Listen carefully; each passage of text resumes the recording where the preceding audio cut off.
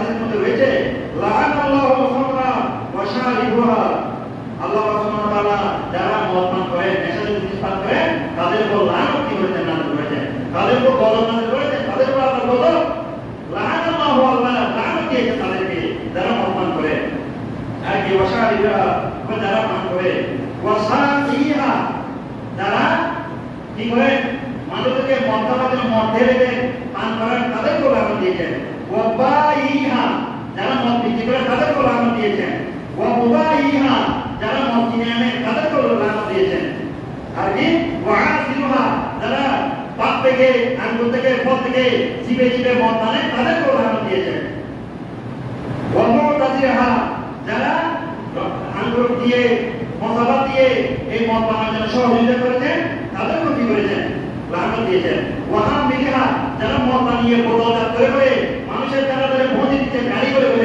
তাদেরকেও লানত দিয়েছেন, বহন করে নিয়ে যায়, ওয়াল মাহমুলাতি, যারা গাড়ি থেকে নামায় দোকান লোক সাপ্লাই দেয়, হ্যাঁ আমরা তাদেরকে হেসাল বলি, তাদেরকেও লানত দিয়েছেন। এটা একটা হাদিসের কথা। আর কি এভাবে দেখেন, যারা মদ বানায়, যারা মদ সরবরাহ করে, যারা দোকান দিয়ে আসে, যারা বহন করে, যারা উপর থেকে নামায় নিচে তোলে, গাড়িতে তুলে গাড়ি নামায়, যারা আলু চিপে চিপে বানায়, ভাত চিপে চিপে বানায়, পচিয়ে বানায়, যারা ট্যাক্সি দিয়ে সহযোগিতা করেছে, দোকান দিয়ে সহযোগিতা করেছে, দোকান ভাড়া দিয়ে সহযোগিতা করেছে, যারা কর্পোরেট ভাড়া দিয়ে সহযোগিতা করেছে, যারা নাইট ক্লাব বানানোর জন্য সহযোগিতা করেছে, প্রত্যেকটা সম্প্রদায়ের জন্য আল্লাহ সুবহানাহু ওয়া তাআলা লানত দিয়েছেন। সুতরাং নেশাজাতীয় জিনিস, মারাত্মক জিনিস, একটা সমাজকে ধ্বংস করে দেওয়ার জন্য এই একটা নেশাজাতীয় জিনিসই যথেষ্ট।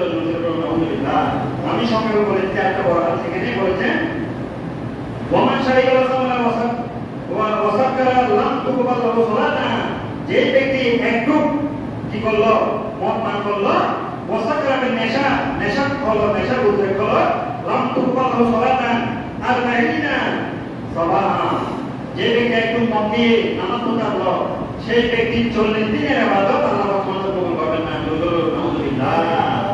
কত বলছেন এখানে, লম্বা হাদিস আমি বলছি না, আয়াত বলছি না, সময় সঙ্গে যে ব্যক্তি একবার পান করলো, পান করার পর সে 40 দিন ধরে নামাজ পড়লে তার 40 দিনের নামাজ আল্লাহ কবুল করবেন না। হাদিস কিতাব বলেছেন, আবার যদি পান করে সে যদি তওবা করে ফিরে আসে, আল্লাহ বলেন আমি তার তওবা কবুল করলাম, তাকে গুনাহ মাফ করলাম। সে আবার 2-3 দিন পর আবার কি করলো, মদ খেয়ে ফেললো, এভাবে সে আবার 40 দিন নামাজ পড়লো। 40 দিন আল্লাহ রাসূল বলেন ওই ব্যক্তির এর পরবর্তী 40 দিনের নামাজ কোনো ইবাদত আল্লাহ কবুল করবেন না। সে যদি আবার যদি তওবা করে ফিরে আসে, যে আল্লাহ ভুল করে বললাম, আমি আর খাবো না, আল্লাহ আমাকে মাফ করে দেন, আল্লাহ মাফ করে দিবেন, আল্লাহ মাফ করে, আল্লাহ অতি দয়াবান, আল্লাহ অতি রহমান রহিম, আল্লাহ বলে আমি বারবার মাফ করবো, একবার দুইবার, এরপরে আবার 2-4 দিন পর 40 দিন পর আবার দিয়ে ফেললো, আবার আল্লাহ রাসূল বলেন আবার 40 দিন মদ জাতীয় নেশাজাতীয় জিনিস খাওয়ার পর আবার 40 দিনের নামাজ তার ইবাদত আমি কি করলাম, কবুল করলাম না। এই অবস্থায় যদি সে মৃত্যুবরণ করে, সে কাফের মুশরিকের মৃত্যুবরণ করবে, যেহেতু তার ঈমান নাই, ইবাদত কবুল না হওয়ার তার ঈমান নাই। সুতরাং আবার তাকে কি করলাম, সে যদি ফিরে আসে আবার মাফ করে দিলাম, এরপর আবার কিছুদিন পর আবার মাফ করলো, চতুর্থবার আবারও খাওয়ার পর আল্লাহ বললেন, যে আল্লাহ রাসূল বললেন আমি আমার ওই উম্মত, আল্লাহ ওই বান্দা যদি আবার ফিরে আসে যে আল্লাহ কবুল করে ফেলেছি, আমি খেয়ে ফেলেছি, আল্লাহ আমাকে আপনি মাফ করে দেন, আমি আর খাবো না, এভাবে যদি বলে আল্লাহ আবার নাকি তাকে মাফ করে দিবে। উচ্চারণ কি বলবো, আলহামদুলিল্লাহ। এরপরে আল্লাহ সুবহানাহু ওয়া তাআলা আল্লাহ রাসূল বলেন ভাই মাতা দাখালা না, সে এই অবস্থা যদি 40 দিনের মধ্যে যদি সে মৃত্যুবরণ করে, সে জাহান্নামে যাবে। ভাই তাওবা মানে সে যদি তওবা করে, তার তওবা কবুল করা হবে। ওয়াই নাদা কানা আকান আল্লাহি আইয়াসমিয়াহু মিন রাদাকাতিল খুবাল, আল্লাহ সুবহানাহু ওয়া তাআলা বলেন চতুর্থবার তাকে আর সুযোগ দেওয়া হবে না। এবার যদি সে মদ পান করে ফেলে, তাহলে এই অবস্থায় যদি সে মৃত্যুবরণ করে, সে জাহান্নামের মধ্যে যাবে। আর ওই জাহান্নামের মধ্যে তাকে একটা পানি খাওয়ানো হবে। সাহাবায়ে কেরাম বলেন ইয়া রাসূলুল্লাহ, ওই পানিটা কিসের? কিয়ামতের ময়দানে যে বলু ইয়া রাসূলুল্লাহ মা রাদাকাতুল খুবাল, রাদাকাতুল খুবাল মানে কি? এটা কি শরবত না এটা কি কিছু জাতীয় জিনিস? তখন আল্লাহ রাসূল বলতেন সেটা হচ্ছে কলা উসারাতু আহলিন নার, এটা হচ্ছে ওই জাহান্নামী মানুষদেরকে অত্যাচার, মানুষকে শাস্তি দিলে এখানে কান থেকে মুখ থেকে পৌঁছে গলে যে রক্ত মুখ বের হবে, এই মুখগুলো ওই সরব, ওই খমর, ওই নেশা নেশাখোর মদখোর ওই ব্যক্তিকে খাওয়াতে হবে। সেটা এমনি তো ইমান হারা হয়ে গেল, জাহান্নামে গেল।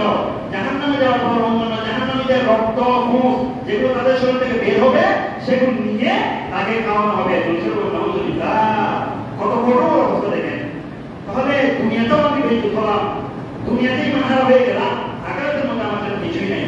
একটা সমাজকে ধ্বংস করে দেওয়ার জন্য এর মতো জঘন্য কোনো জিনিস আর হতে পারে না। সুতরাং সময় শেষ।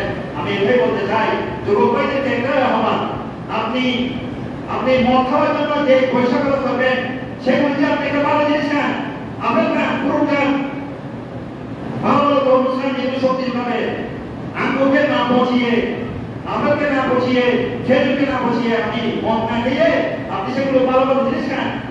সেগুলো আমার আপনার শরীর ভালো হবে। মদ আপনার শরীর ধ্বংস করে দিচ্ছে, আপনার সমাজ ধ্বংস করে দিচ্ছে, পরিবারকে ধ্বংস করে দিচ্ছে। এমন এমন পরিবার রয়েছে যাদের পরিবারের মধ্যে নেশাখোর, মাদক যদি থাকে, তার পরিবারের ধ্বংস হয়ে গেল, সেই পরিবারের কারণে সমাজের ধ্বংস হয়ে গেল। এভাবে অসংখ্য আরোপী রয়েছে, অসংখ্য হাদিস রয়েছে।